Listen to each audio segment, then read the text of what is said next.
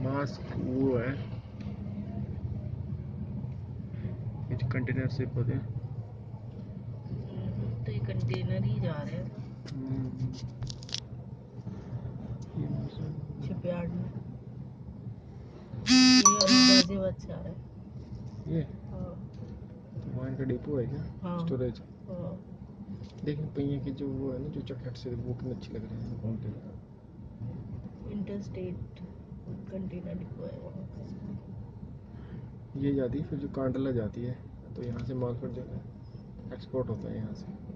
कांडला का है ये उधर गुजरात में है पोर्ट, वो सबसे पास है लेकिन दिल्ली से बहुत बड़ा पोर्ट है।